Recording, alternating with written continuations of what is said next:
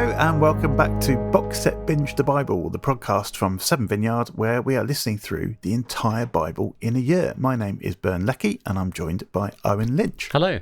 Last time, we took a fresh look at the Old Testament through the eyes of a New Testament author, the author of the book of Hebrews, who looked at the whole of the Jewish law and the whole of the Old Testament, really, and gave it this sort of new look, this new purpose for us, which I find quite amazing. Did you find that? Yeah, it was really enlightening. Really, I really enjoyed seeing it from that perspective. But it's interesting because we're back into the Old Testament this week with Deuteronomy, aren't we? And seeing it again from someone else's point of view. Yes, so we've gone back to a source, but it's an unusual source this time. Deutero means second, so this is a second law. It's a second look at laws that were right at the beginning of the Bible. Why did they need to be in twice? Why is it so important for the Bible to have some things in there, not just once, but then sort of remix them, give them another go? This actually happens quite a lot in the Bible. In fact, we even got introduced to this at the beginning of Genesis.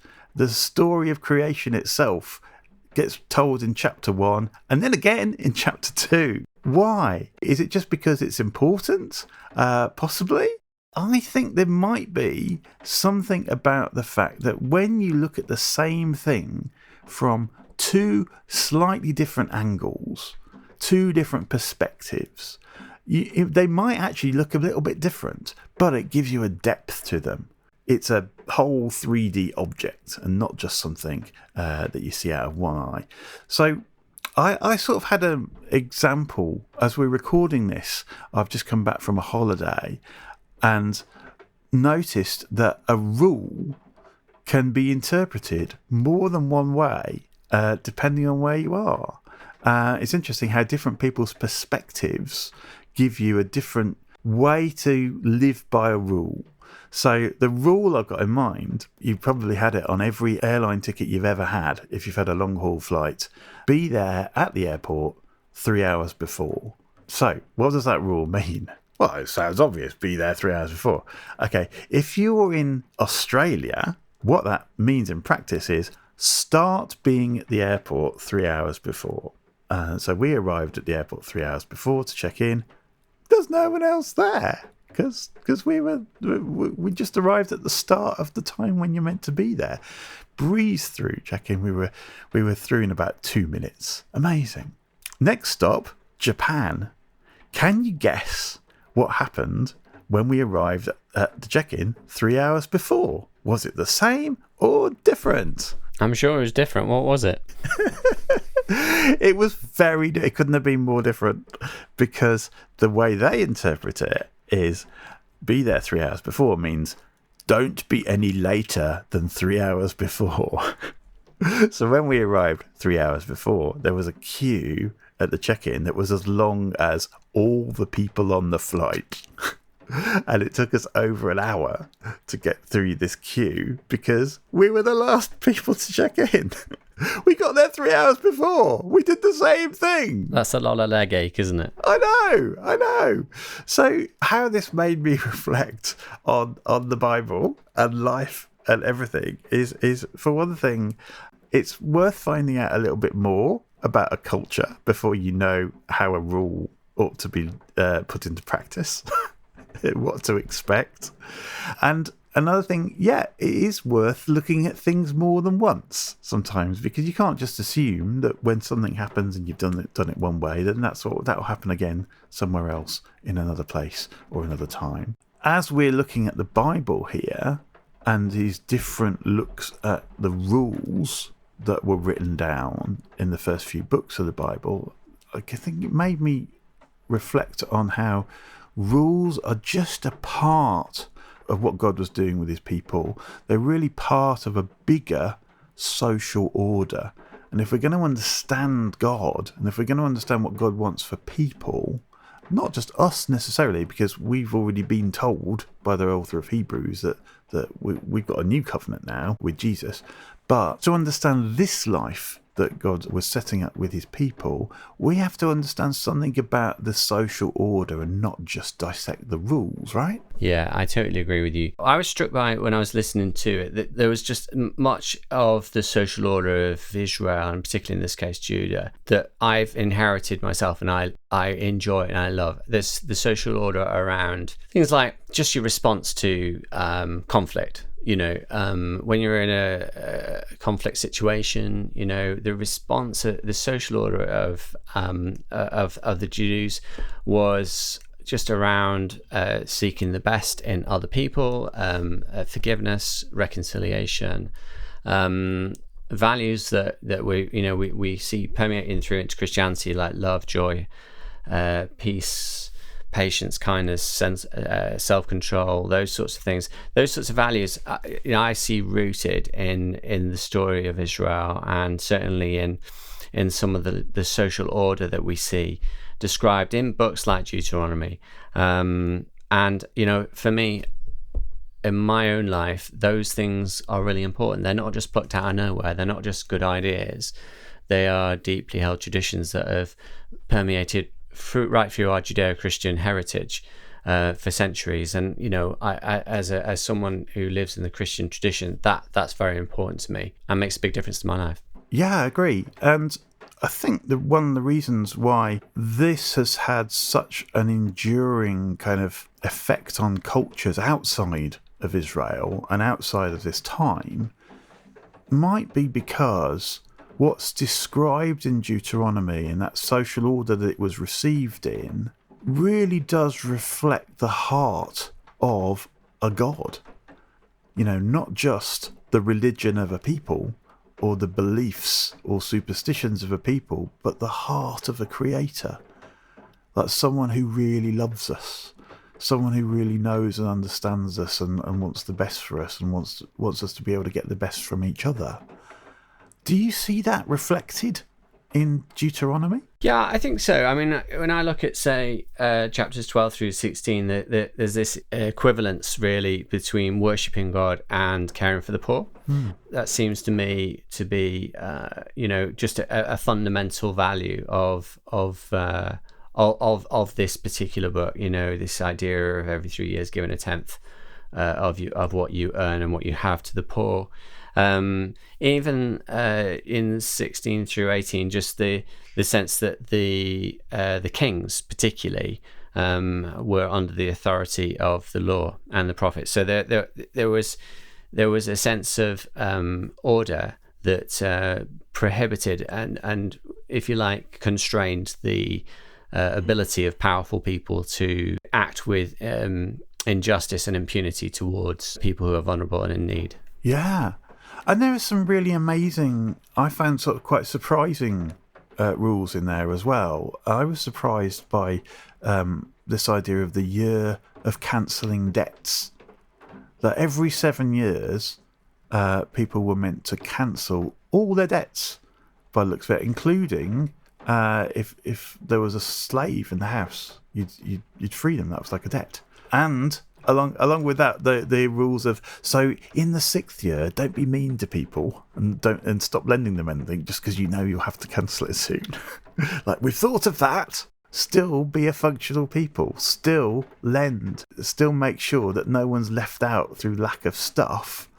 Even though every 7 years those debts should be cancelled. And how could anyone afford to do that? You can't imagine like modern society working like that, can you? Like how would you ever be able to buy a house, or would you lend anyone anything in just before the cancelling of debts time? I guess just a different economic system. Well, yeah, I think this is one of the things that makes me wonder how much of this really was an economic system, though, and how much of this was maybe a heartfelt expression of where people wanted to be, where God wanted people to be. Which leads us into some maybe more difficult questions, maybe quite interesting questions actually, about what this book really is. How much, and I know you've got views on this, Owen, I have too, but what do you think about how much Deuteronomy really is exactly what it presents to be, as this is the thing that was given to Moses, and here we go, it all gets presented? Could it be something else? Can we read the Bible faithfully and think it's something else? Yeah, definitely. For me, I think the context of Deuteronomy is best explained within the time frame in which scholars think, and there's always room for disagreement amongst scholars, but I think it's which argument you find most persuasive. But for me, what I find most persuasive is this is a sort of 7th century document, which actually is quite similar to other the word would be treaty. A treaty between a conquered nation and its conqueror. And at this time, we know that Judah is being threatened by the massive Assyrian Empire. And we're seeing that the Assyrian Empire are effectively holding out a treaty to Judah, saying, look, here you go, here's a treaty. You'll have no other king but me. And if you honor me and you pay me tribute, then I will make sure that you prosper and live in peace. And for me, to understand Deuteronomy, I think we need to understand that this is the choice that the people of Judah were facing at that time. And I think someone in that kingdom digs out the story and the law according to Moses and says, hang on a minute, we've already got a treaty. We've got a treaty with God, with Yahweh. And God is saying the same thing to us, like, you have no other God but me. Simply, I will provide for you, I will take care of you, and this is what happens if you aren't faithful to me. And I think that that's what we're seeing in Deuteronomy if you look at the whole book as a whole. And I found that very helpful because it puts things in context for me, and then it helps me understand how I might kind of apply that to my life. But that's my perspective on it. What about yours? Well, I understand that the different sort of scholarly views that range from the most traditional, saying Deuteronomy was just basically given to Moses. Moses gave it to someone else who was able to put it in the third person about Moses, and then it all got passed along. Which means that then you can say everything that's in here, every law that's in here, wasn't made by people. It came from God. And it came from Moses, and so that gives it authority. And there's a strength in that belief, I think, that you can trust in that and then not have arguments about what the law should or shouldn't be, because this is what God said to Moses. But most modern scholars think that's far too simplistic for a whole bunch of reasons. Partly because of the style of it, also because some of the content just doesn't sort of work. There's a lot about having one central place of worship. Well, in Moses' time, they hadn't really envisaged having the temple. That was quite a long way off. There's also this stuff about a king. Moses somehow gets this vision and God could have given them this vision that one day they'll have a king. And let's say God gave Moses that vision. Well, in Deuteronomy 17:17, it says the king must not take many wives, or his heart will be led astray. He must not accumulate large amounts of silver and gold. Okay, so if we're going to be super traditionalist and literal about this, and this is what everyone understood a good king would look like, why did Israel then think Solomon was great and blessed with all his stuff and all his wives and all his silver and all his gold? It doesn't make any sense. So it makes the most sense to me that the most faithful way to read the Bible here is not to be simplistic and assume that it all came directly from Moses. But also, I don't want to assume the opposite of that some scholars think that it was all written much later.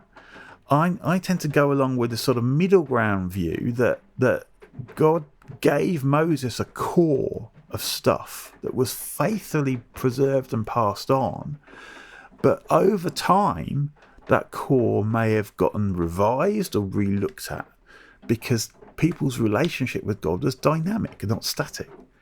And particularly in the time of King Josiah, when there was a crisis and there was all this kind of work to be done to try and do their best to draw God's people back together, or they were facing the brink of exile and possibly extinction they might worry about for themselves and their culture.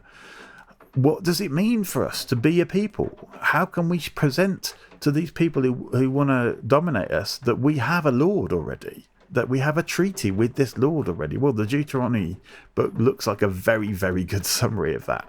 So I think you're probably right that somewhere around the 7th century was probably the time when it all got polished up into the form that we have it now. I think what we don't know, what's very difficult to know, is how much of this was from an original core given to Moses and how much of it wasn't, apart from a few kind of weird looking standout details like, what should a good king be like? So that would be my view. Looking around, what most modern scholars are somewhere in the middle between those extremes and think there's probably some sort of core and there was probably a lot of later revision. But I'm wondering how that would make someone feel if someone is maybe wedded to a more traditional view. What do you think? Well, I mean, I think that we've got strong traditions in the Christian church of trying to be very careful about what we think and say about the Bible.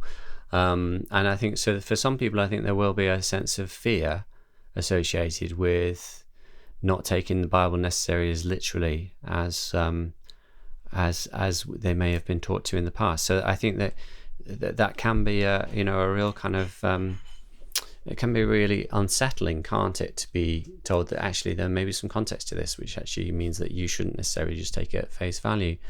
So that can be quite unsettling, and that can make people feel insecure. Is that what you're getting at?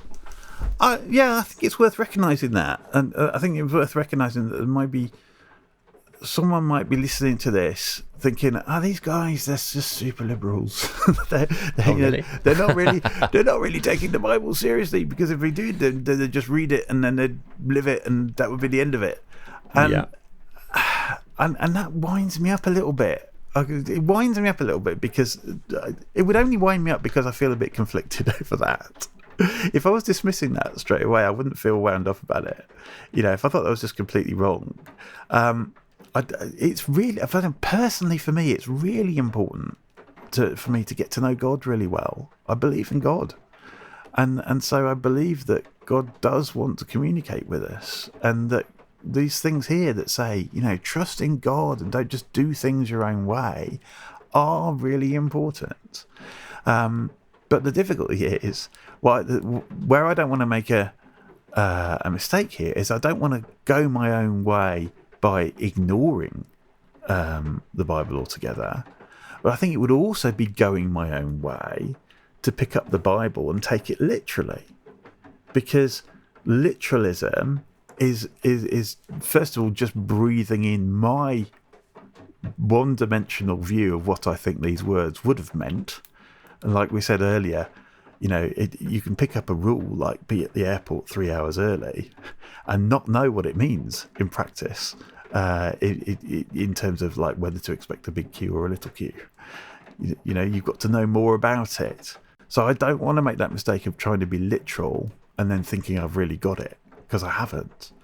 What I do want to do, and what I'd encourage someone else who's kind of picked up the Bible recently and may have been listening along with us for a while and felt challenged by this idea that there's a bit more to it than what it looked like at first glance.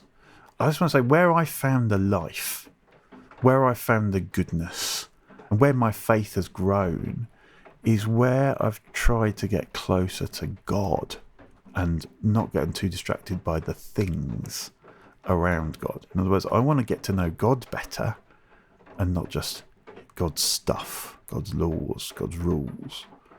I want to know God's being and not just his doings. And so the thing that is most important to me, and the reason why I want to keep grappling with what's the Bible really saying and how God really talking to us and speaking to us through it today, is that I think Deuteronomy gives us a picture of God's work with people being ongoing and dynamic. It's not just a snapshot of life in Moses' time. It's more than that. It's bigger and better than that. What do you think? I think that's wholly reasonable approach to think about the Bible like this. But I guess there are some people that will say, Bern, so you want to know about God, like what God's being rather than doing. So how some people will say to you, perhaps who've had a fairly conservative Christian background. I mean, I don't like labeling things, so even then, you know what I mean. They're kind of like an upbringing where they're taught not to question the Bible. They might say, well, how do you know God being without God doing? That would be the kind of response I imagine some people would have. Do you have any thoughts on that? What a brilliant thought. Yeah, no, that's really good.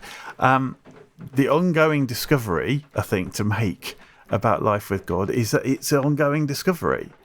My first stab at trying to understand what God means by something and trying to put that into practice and seeing if it works out, seeing if what I think is a way to treat people lovingly actually works out and and gets appreciated as a loving gesture.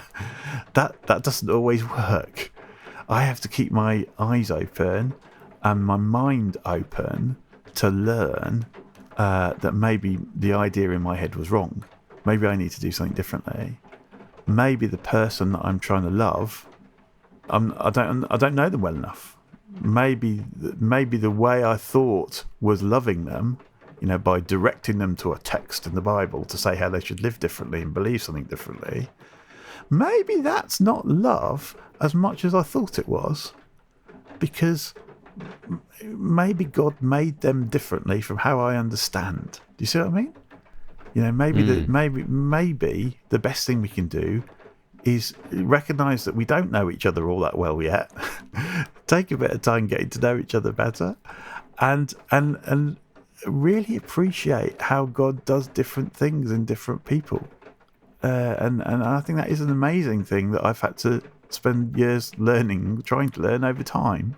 Yeah. I think we might talk about this a bit more next week, because we're going to finish off looking at the book of Deuteronomy and finish off the book of Proverbs, which is a lot, it turns out, a surprising amount, I find, to be about stuff that the authors don't know, as well as stuff they think they do know. They've just finished a book on wisdom and conclude it with, I have not learned wisdom, nor have I attained the knowledge of the Holy One.